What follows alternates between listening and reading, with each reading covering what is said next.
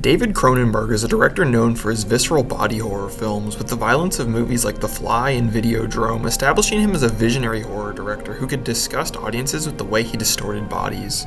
Those movies came out in the 80s though, and since then he's made a shift in his career focus, moving away from body-focused horror and focusing on the horror of the mind. Psychological thrillers like the reality-bending eXistenZ and the grief-ridden journey of the Shrouds. His work in horror certainly advanced the genre, and his films have served as inspiration for countless great films, including the 2024 release, The Substance. In this video, I'm going to look at and break down Cronenberg's career, how he got started with gory body horror, his transition to more psychologically distressing films, and the future of horror in the wake of David Cronenberg's influences. Long live the new flesh. David Cronenberg's career begins in the 70s with him exploring a side of horror that other directors hadn't touched. Rather than the horror being some other person, it comes from within yourself. Films like Shivers, Rabid, and Scanners exemplify his early period, mixing the distortion of the human body with a low-budget aesthetic that makes the films charming. This scene from Scanners tells you everything you need to know about Cronenberg's body horror.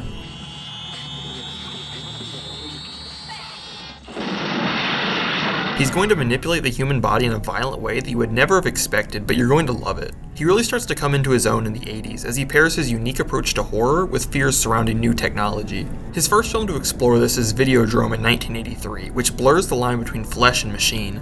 Videodrome turns TVs into fleshy, breathing things and gives James Woods a fleshy cassette player in his chest, with a climax that sees him murder people with a flesh gun. This is all according to plan, with the film's themes looking at the relationship between the reality on TV and the reality that you live, with the shows that Woods watches affecting his real mind and causing hallucinations. It's a complex movie to break down because it shows the best and worst of everything. TV and technology aren't strictly good or bad. This ambivalence towards media makes sense in the context of Cronenberg's early career, when he was making shocking horror films with Canadian tax dollars. If the films don't make money, they say, why is this film losing money? If the film does make money, but is sensationalistic in any way, which it really has to be to make money, questions are raised in the Houses of Parliament. Why is tax money? No, why is tax money going into this obscene, perverse film? And they say, well, it made its money back in about 3 weeks. 3 years later, in 1986, Cronenberg releases The Fly, which is a remake of a 1958 film in name only. Cronenberg took the basic idea of a man being turned into a fly and made it something disgusting, sad, and thought-provoking. The film sees scientist Jeff Goldblum fall in love with journalist Gina Davis after showing her his newest invention, a teleportation machine. A mistake with the device causes Goldblum to slowly transform into a fly-human hybrid, and the film does a great job of showing that transformation visually. The main backbone of the film is watching Goldblum become less and less human and seeing how Gina Davis reacts to it, as she continues to love him until he's completely unrecognizable. Compared to Videodrome, The Fly is much more visceral and disgusting, with the body horror being used to show just how grotesque Goldblum's character is.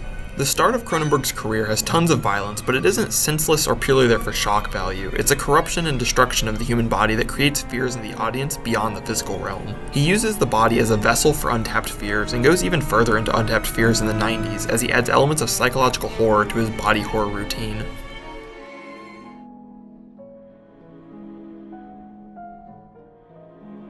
In the 90s, Cronenberg starts to shift his horror from physical to mental, starting with the drug-fueled hallucinations of Naked Lunch in 1991 and the reality-questioning eXistenZ in 1999. In my opinion, his best of this second Cronenberg phase are his two most recent films, Crimes of the Future and The Shrouds. 2022's Crimes of the Future is a film where body modification surgeries are now a way of life. They're the newest form of performance art that everyone wants to take part in. The film is, in a way, about the body horror genre itself, with the performance art involving a performer doing live surgery on a partner and removing unneeded organs as a crowd looks on, much like how Cronenberg exploded bodies in his early films for an audience. While the surgery is physical, the fears are more psychological, as the main surgery subject, played by Viggo Mortensen, worries about what his body is doing as it frequently creates new, purposeless organs. The fears on display here can be seen as very similar to the fears someone might have when diagnosed with an illness. The fear comes not from the body itself, but from how an outside factor can diminish and destroy the beauty of having a human body. Following this in 2024 is The Shrouds, one of Cronenberg's most grounded works, which deals with a tech mogul mourning the loss of his wife. Just as Crimes of the Future explored the fears of illness, The Shrouds tackles the fears that come later, the feelings of grief associated with losing a loved one to a disease.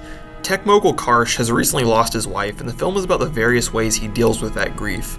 The horror doesn't come from seeing the wife's body disgusting or explode or anything, it comes from the distress that Karsh feels knowing that his wife isn't there. Instead of defiling the beauty of a human body, Cronenberg creates feeling by simply removing the human body that creates beauty.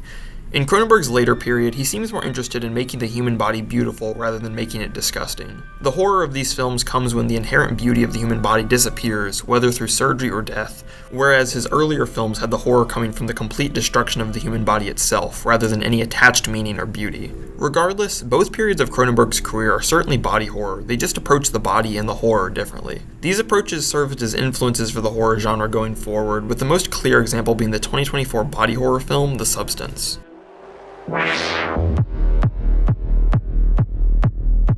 The Substance is sort of the quintessential body horror film because it combines the visceral body destruction of early Cronenberg with the psychological beauty destruction of later Cronenberg. Physically, The Substance follows Elizabeth, a Hollywood star who takes an experimental medical treatment to temporarily de-age herself 30 years.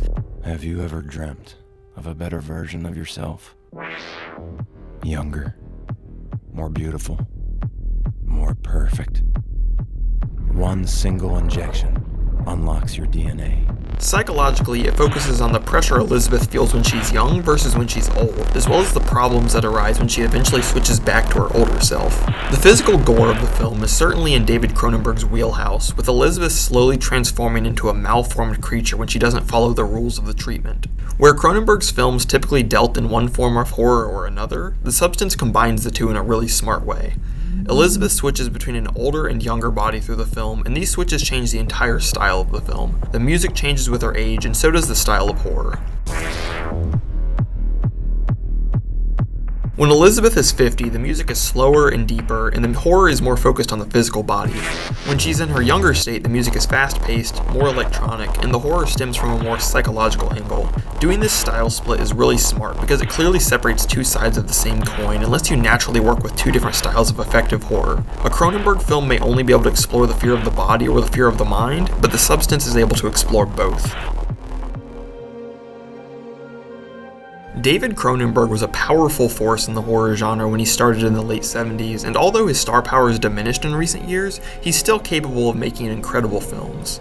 Looking at his career in full, it feels like his themes have matured as the years go by, moving from very brash, violent films to more reserved films about grief and death. It's impressive that Cronenberg was able to make a tone shift of this magnitude halfway through his career, and it's even more impressive that he was able to continue to influence the horror genre with his films. Each of his films is an achievement in its own right, and The Substance similarly is a great combination of old horror tropes and new film techniques. If you found this interesting, be sure to leave a like, and let me know your favorite body horror film. Thanks for watching.